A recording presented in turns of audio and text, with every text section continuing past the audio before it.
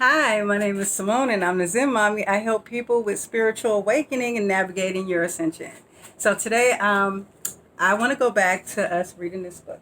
Okay, so remember at the big start of the year, we started reading this book together. We're going from chapter to chapter each week in hopes I was on this journey to really raise my vibration because it had sucked to a kind of a low last year and I wanted to get better and it helped and I actually really raised my vibration. But one thing I started to learn, the raising of your vibration, it never stops. Once you don't get to a level where you just feel complete. You just want to keep going higher and it can keep going higher. So it's a daily job. This is now a life choice to be in a higher vibrational, have a higher vibrational life, to higher vibrational living, And so the way to time right now, a lot of old timelines are collapsing and we are shifting so much. Now, one of the things to assure that you to shift to your desired vibration or to shift to your desired timeline is to be in a matching vibration. So you will have to raise it. The longer you stay in lower vibrations,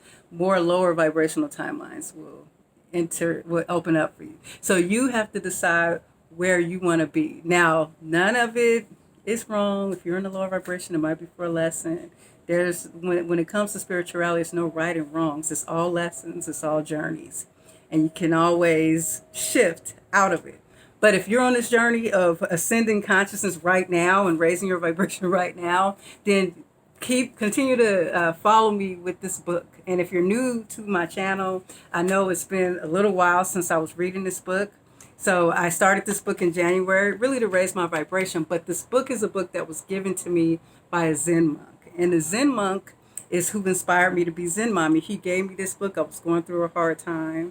He said it helped him through some tough times. And let me tell you something, this book will really help you find peace on your path of mindfulness and your path of awareness and consciousness. And so I think that, we should still read it every week. And I'm really excited about it. And today is a very short chapter. I'm going to read it really, really quickly.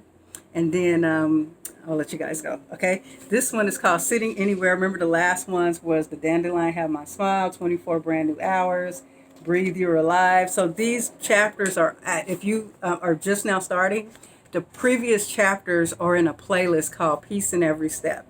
And what I'll do is every time we read a chapter, I'll add it to the playlist so you can catch up at any time. You don't necessarily have to read them in order. Okay. So Sitting Anywhere. When you need to slow down and come back to yourself, you do not need to rush home to your meditation cushion or the meditation center in order to practice conscious breathing. You can breathe anywhere, just sitting on your chair at the office or sitting in your automobile. Even if you are even if you are at a shopping center filled with people waiting in line at a bank, if you begin to feel depleted and need to return to yourself, you can practice conscious breathing and smiling, just standing, breathing and smiling, just standing there. Wherever you are, you can breathe mindfully. We all need to go back to ourselves from time to time in order to be able to confront the difficulties of life. We can do this in any position, standing, sitting, lying down, or walking. If you can sit down, however, the sitting position is the most stable.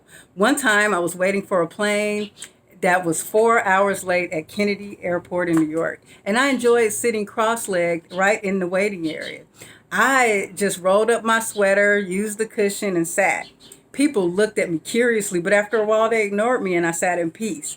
There is no place to rest. The airport was full of people. So I just made myself comfortable where I was. You may not want to meditate so conspicuously, but breathing mindfully in any position at any time can help you recover yourself. So this chapter is basically saying, have it in your conscious awareness that you can pretty much sit anywhere and do conscious breathing. If you've had a long day, and you're depleted. Your energy is depleted. Maybe you're an empath. Maybe you've been working around these different energies, different people's energy at work. People, no telling what they go through in their own house, their aura. They could be dealing with negative stuff.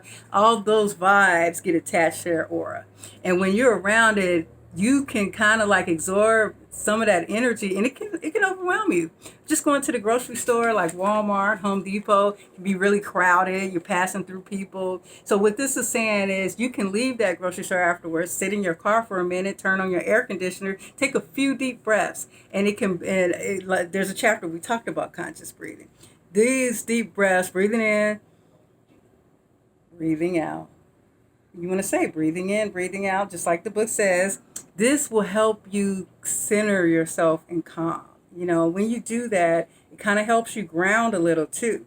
So the thing, with grounding is bringing your spirit all the way back down to the earth plane. So the way our energies work, we're spirit, right? But our spirit, a part of our spirit can be off up higher.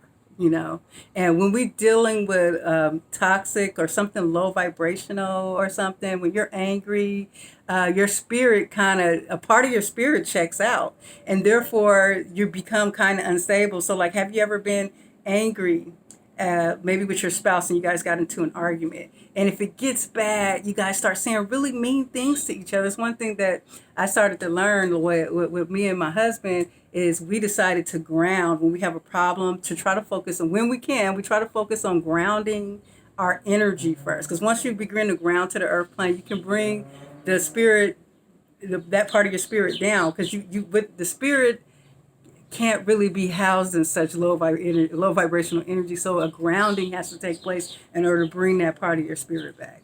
And so when you begin to ground, then you won't get mad at somebody and say things to hurt them, say things you don't mean. A lot of times when people argue, they say a bunch of stuff that they don't mean.